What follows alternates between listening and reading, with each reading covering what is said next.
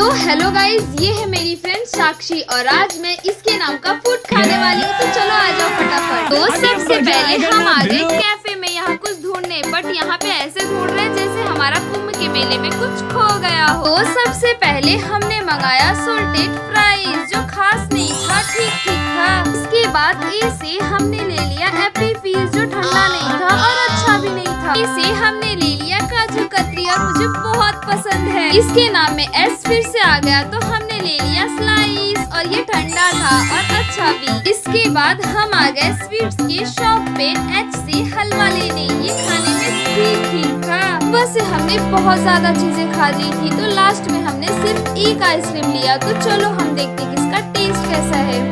इसका टेस्ट अच्छा है। तो तुम्हें तुम्हारे नाम का फूड खा के आज कैसा लगा?